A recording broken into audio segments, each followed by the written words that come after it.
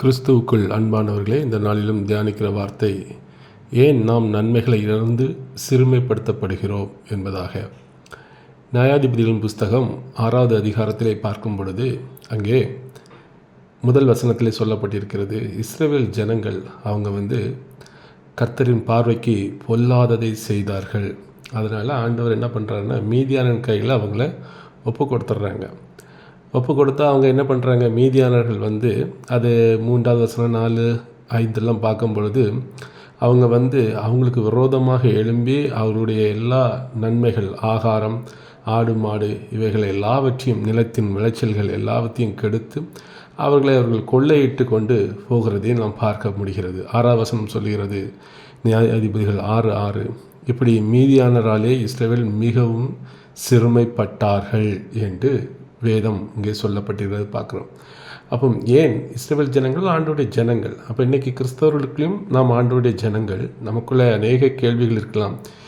ஏன் என்னுடைய வாழ்க்கையிலே ஒரு சிறுமை, ஏன் என்னுடைய வாழ்க்கையில் ஆசீர்வாதம் இல்லை, ஏன் என்னுடைய எல்லா நன்மைகள், நான் சம்பாதிக்கிற பணங்கள் எல்லாம் போய்விடுகிறது, எதுவுமே தங்க மாட்டேங்கிறது, ஏன் என்று பார்க்கும் பொழுது நாம் ஏதோ ஒரு விதத்தில் இன்னும் ஆண்டவருக்குள் வர வேண்டி இருக்கிறது. அதுதான் உண்மை.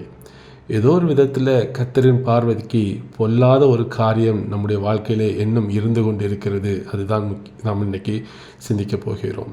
அப்போ என்ன பண்ணணும் என்று பார்க்கும் பொழுது, இதிலிருந்து விடுதலை பெறுவதற்கு நாம் என்ன பண்ண வேண்டும் என்று பார்க்கும் பொழுது, அன்றைக்கி அங்கே ஜனங்கள் 6வது வசனத்தில் பார்க்கும்போது கர்த்தரை நோக்கி முறையிட்டார்கள் என்று வேத வசனம் சொல்லுகிறது. ஸோ ஆண்டவர் முறையிட்ட பொழுது அவங்களுக்கு ஒரு நன்மை செய்ய ஆண்டவர் அங்கே கிதியோன் என்கிற ஒரு மனிதனை எழுப்பி அவர்கள் விடுதலை பெறுகிறதையும் நாம் பார்க்க முடிகிறது.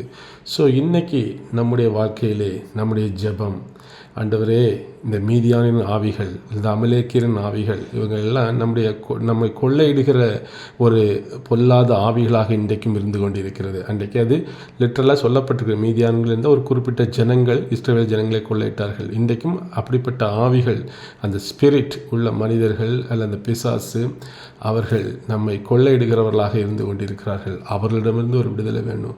இன்றைக்கி ஆண்டவரை நோக்கி முறையிடுங்க. இந்த பெயரை சொல்லி மீதியானின் ஆவிகள், அமலேக்கின் ஆவிகளிலிருந்து ஆண்டவரே ஒரு விடுதலை தாருங்க என்று நீங்கள் கேளுங்க.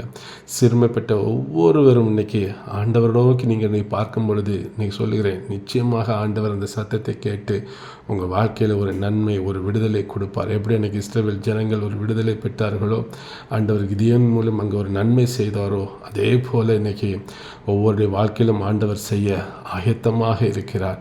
முதலாவது, இன்றைக்கு நாம் கர்த்தரின் பார்வைக்கு நாம் நல்லவர்களாக, நன்மை செய்கிறவர்களாக மாறுவோம். பொல்லாத காரியமே, ஒருவேளை இது நமக்கு தெரியாமல் கூட இருக்கலாங்க. நம்ம என்ன பொல்லாப்பு செய்கிறோம் தெரியாமல் இருக்கணும். அநேக பேருக்கு தெரிகிறதில்ல. தெரிஞ்சால் நாம் உண்மையிலே அதை அனைவரும் மாறுறதுக்கு வாய்ப்பு. அதனால் கேளுங்க ஆண்டவர்கிட்ட. அதையும் நாம் கேட்குற பொழுது ஆண்டவர் அந்த காரியங்களை நமக்கு உள்ளத்தில் சுட்டி காட்டுவார். சுட்டி காட்டுகிற பொழுது ஒவ்வொரு காரியங்களையும் நாம் விட்டு ஆண்டவருக்கு பிரியமாக மாறுவோம். அதே நேரத்தில் ஜெபிக்கிற பொழுது இப்படிப்பட்ட ஸ்பிரிட் ஆவிகளை எதிர்த்து நீங்கள் ஜெபிக்கிறவர்களாக இன்றைக்கு மாறுகிற பொழுதும் நிச்சயமாக சிறுமைப்பட்ட ஒவ்வொருவரும் ஆசீர்வதிக்கப்படுவார்கள். நிச்சயமாக இந்த ஆசீர்வாதம் உங்களுடைய வாழ்வில் வரும். ஆண்டவர் அன்றைக்கி தன்னுடைய சொந்த ஜனங்கள், இஸ்ரவேல் ஜனங்களுக்கு இப்படிப்பட்ட ஒரு சூழல் வந்தது. அது அவருடைய தவறின் நிமித்தம்.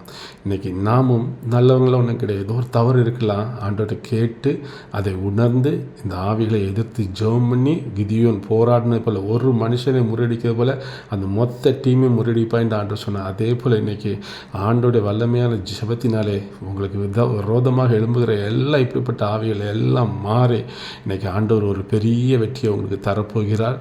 இன்றைக்கு நீங்கள் மகிழ்ந்து கலிகூற போகிறீர்கள். கர்த்தரை நோக்கி முறையிடுங்கள். கர்த்தர் தாமே இந்த வார்த்தைகளை ஆசீர்வதிப்பாராக. ஆமென்.